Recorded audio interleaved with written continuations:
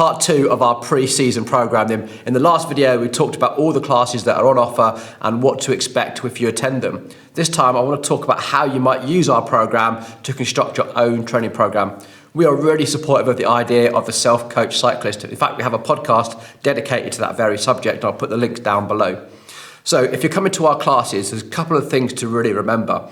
And that is, the first thing is what we call periodization. And that is, the closer you get to your actual event, the more specific your training needs to become. And you want to try and peak your fitness just before your event. That's what we're trying to achieve here. The other thing to remember is to try and do your training in little steps as opposed to one continuous ramp. So this might look like 2 weeks worth of a build phase and then 2 weeks worth of a recovery phase. And this might change depending on who you are. And again, come and talk to us.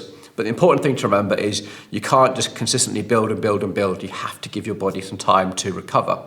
And our whole program is built around the idea of whether you're on a build phase or a recovery phase. And that's how you can choose your classes to make sure that you are doing the right class for you at that right time.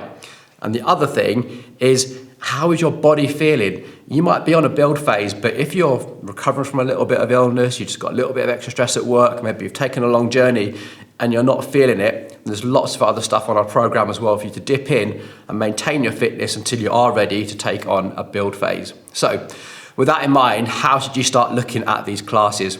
Well, remember, right now it's all about building that really good, strong foundations, strength, power, speed. So we start with good quality strength, mobility, movement type of work. And you're going to find that in our power classes especially.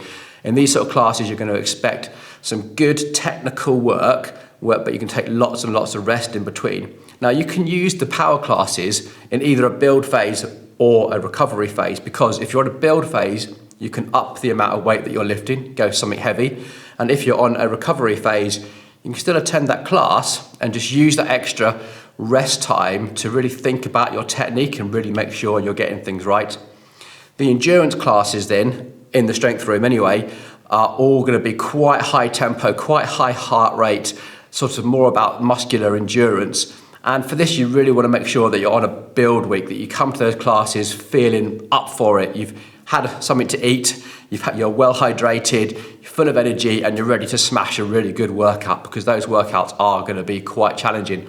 You won't be lifting heavy weights in those classes. We're thinking simpler movements, lots of variety of movements as well, and really building up all those sort of elements that we need for balance, proprioception, coordination, strength, mobility, all together in one great class. So I hope that helps a little bit of what's happening here. Of course, to support all of that, upstairs we have the yoga studio, which is going to include Pilates, and that is going to be fantastic to dip into when you need good mobility, a good stretch. You need to work on your core stability, which is, of course, is going to help everything in here, and of course over in the turbo studio. So the turbo studio, how we use this? Well, first off, remember that the endurance class is all about education. It's one of those classes that you dip into maybe once a month. The class is going to be very, very similar week in, week out. It's all about there to come in, check your numbers, learn something about how your body works at your aerobic capacity. There's not an awful lot of training benefit to be gained from an hour's worth of endurance. So you're better off spending that time outside, but you will learn loads about how your body is working and how you can pace rides. Super educational class. So that means for quality workouts in, we have the threshold class and the performance class. Now, the performance class, even though it's quite hard, you get lots and lots and lots of rest, which means that you should recover from that performance class quite quickly, possibly even by the next day. So then we'll be pushing the numbers and building up the speed. It's a class that you should recover from quite fast.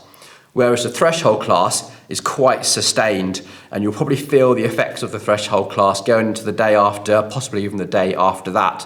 So if you're on a build week, I would probably recommend coming to the threshold class. And if you're on a rest week, either coming and checking in with your stats on the endurance class or coming and taking part of the performance one. The performance one will be hard, but like I say, with all that rest, it should feel doable. Okay, I hope that really, really helps you build out a training program.